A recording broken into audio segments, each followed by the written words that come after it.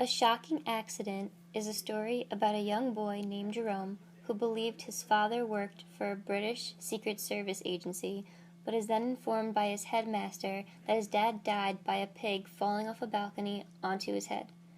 This was shocking news to Jerome. Every time Jerome or his aunt would tell the story about his father's death, they would always laugh at the story instead of showing the sympathy that the story deserved, and this made Jerome really angry and upset, so he would never tell people to avoid that reaction. Jerome then met a girl named Sally that he really liked. She knew about his father's death, but not exactly how it happened. Every time she would ask about his father's death, Jerome would just pretend that he did not remember what happened, saying that he was too young to recall the incident. Despite trying to avoid Sally finding out about his dad, Jerome's aunt had finally told Sally about the incident, and unlike the others, Sally was saddened. This made Jerome really happy because she was the only one who reacted with the proper sadness and mourning that he felt the story deserved. Jerome then falls in love with Sally instantly, and then they get married. All going well with the trigonometry?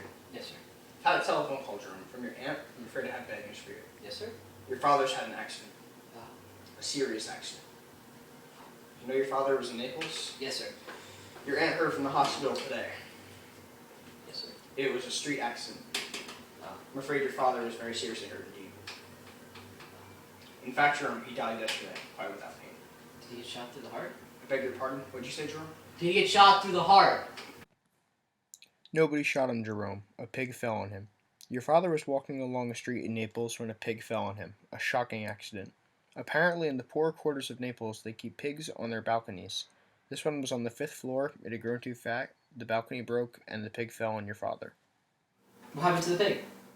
3 literary devices present in A Shocking Accident are irony, symbolism, and satire. An example of irony is when Jerome is upset that people find humor in the way his father died, but he reacted the same way when he heard. An example of symbolism is Sally is a symbol of happiness for Jerome. He struggles to find someone that takes care of the way his father died seriously, and finds that with her. An example of satire is it is very depressing for Jerome that his father died, yet the way it happened could be considered humorous, and lots of people find it a little funny. One way this story ties with the ideas of the modern period is that the modern period is characterized by strange chronological orders. It sort of just jumps from when he's a kid, hearing that his father died, to the future without much warning. It jumps from when he was 9 and hearing of his father's death to when he is engaged to be married to a 25-year-old woman named Sally. Graham Greene was born on October 2nd, 1904. Greene was born as Henry Graham Greene, but just went by Graham Greene. Greene was born in St. John's House, a boarding house of Berkhamsted. Greene's father, Charles Henry Greene, was headmaster there. Greene's parents, Charles Henry Greene and Marion Raymond Greene, were first cousins, and both a part of a large, influential family. While attending school there, Greene was bullied and seriously depressed. Greene even attempted suicide several times.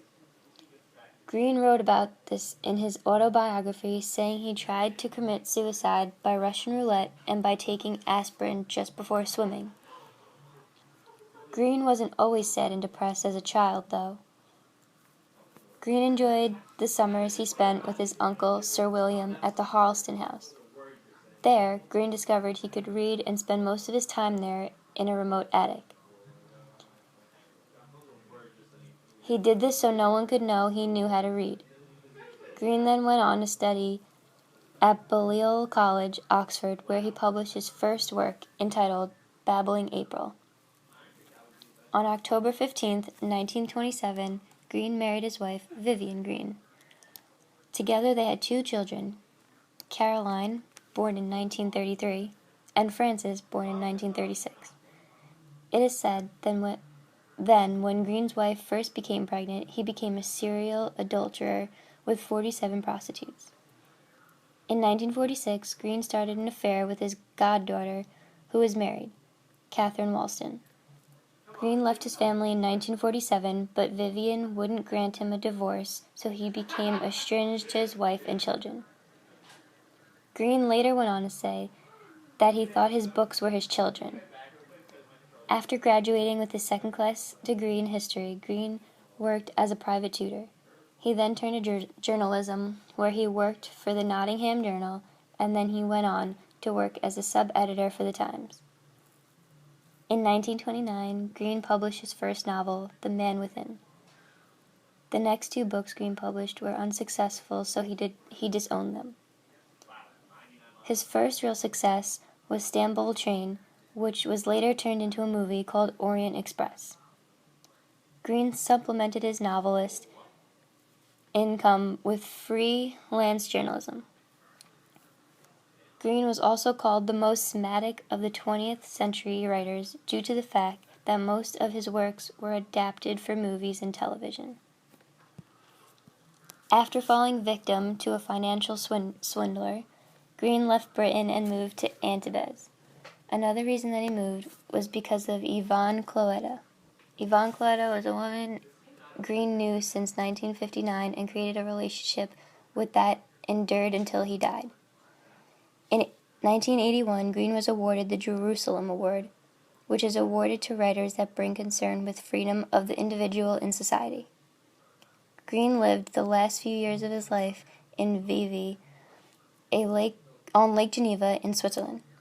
After ceasing to go to Mass and celebrating the sacraments in the 1950s, Green started to go and celebrate the sacraments again.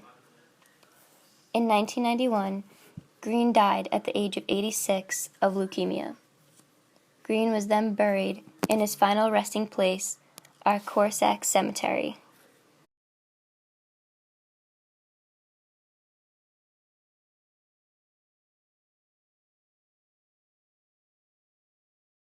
I'm afraid your father was very seriously hurt indeed. In fact, Jerome, he died yesterday, quite without pain. Did he get shot through the heart? I beg your pardon? What did you say, Jerome? Did he get shot through the heart? What are you doing?